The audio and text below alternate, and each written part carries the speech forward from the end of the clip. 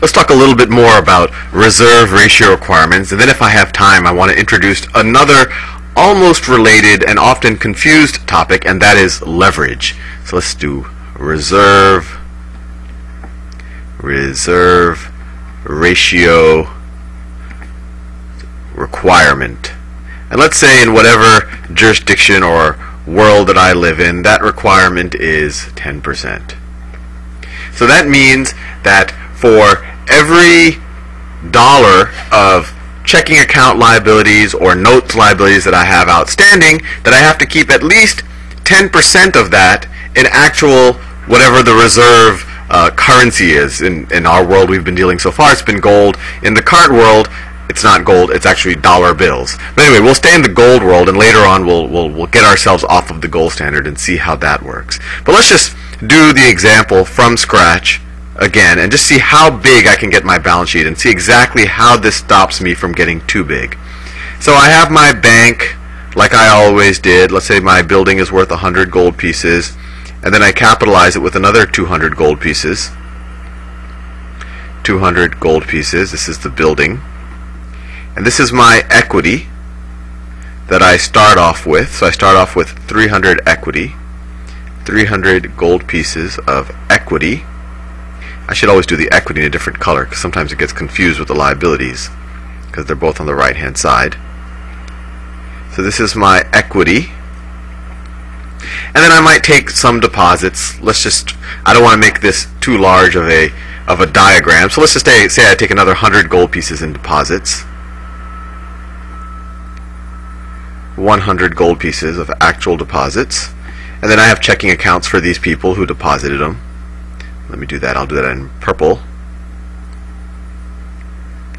So these are checking accounts or notes deposit accounts for people. These are my liabilities. So my question is, if these are all the deposits I have, or this is all of the reserves I have, how much can I lend out, or how much can I expand my balance sheet?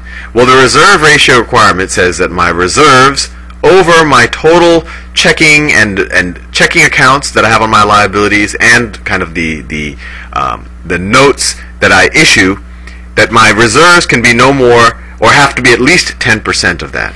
So right now I only have 100. Whoops.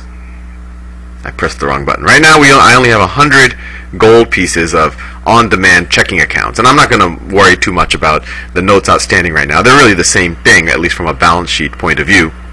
And I have 300 gold pieces, so I actually have more reserves than I have on-demand accounts because I've actually pre-capitalized it with some of my initial equity. So how much lending can I do?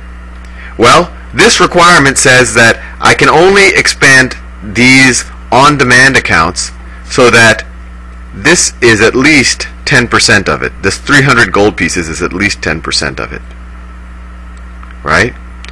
These are my actual reserves. So let's think of it this way. 10% has to equal my reserves. I have 300 gold pieces of reserves. 100 from actual deposits, 200 that I actually put in ahead of time to start up my bank. That was my own gold. Over the total amount of, I'll just say demand deposits. I won't worry. It's demand deposits plus banknotes, but we'll keep it simple right now. I think you get the idea. Deposits.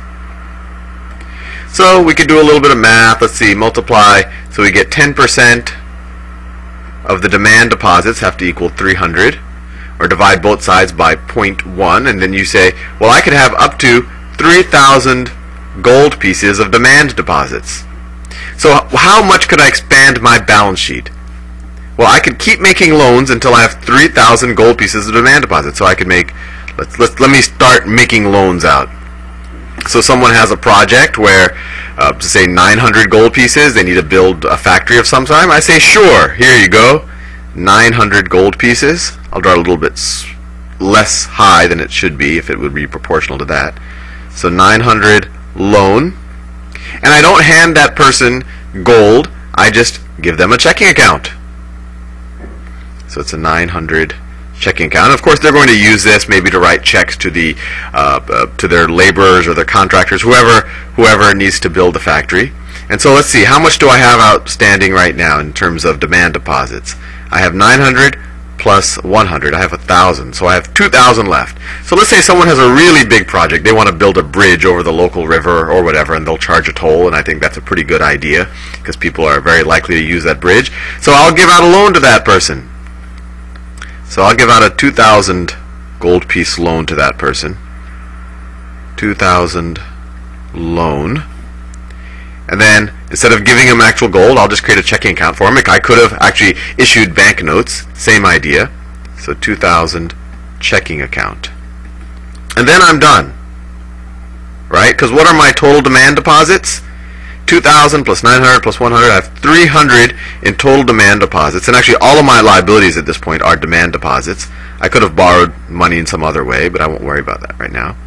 So the ratio of my reserves, 300, to my demand deposits, which is this part right here, which is essentially all of my liabilities right now, is 10%.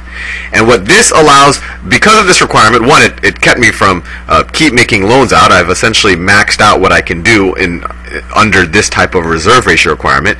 And what it says is it allows 10%.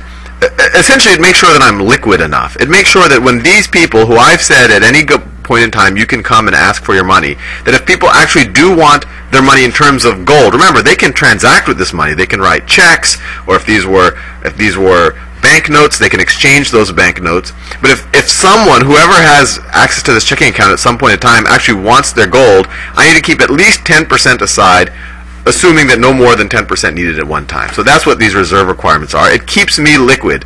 Liquid means when someone actually asks for their gold, I have the gold to give it to them.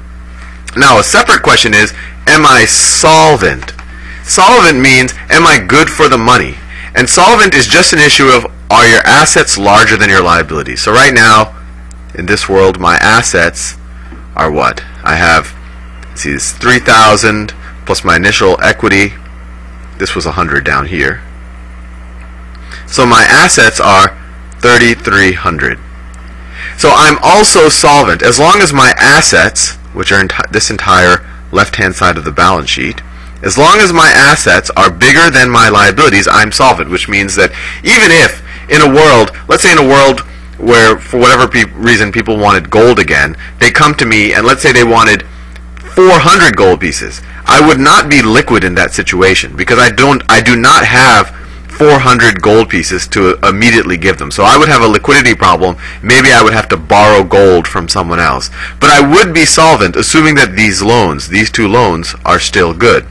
And if someone gave me enough time, either these loans would be paid back, or maybe I could sell these assets, which these loans are, to somebody else and get 900 gold pieces for them, in which case I could pay these people with the gold that they need. So anyway, I just wanted to show you that difference between liquidity and solvency. And actually I realized that I almost used up all my time. So in the next video, I'm going to show you about leverage. And leverage requirements have a lot more to do with solvency than liquidity. And just to give you a little bit of a preview, it essentially says how much of a cushion do you need to have before you're insolvent, before your liabilities are greater than your assets. So how much loss can you take here before you're kind of out of business? Anyway, I'll see you in the next video. It ended up being just on reserve ratios, this one. The next one I'll do leverage.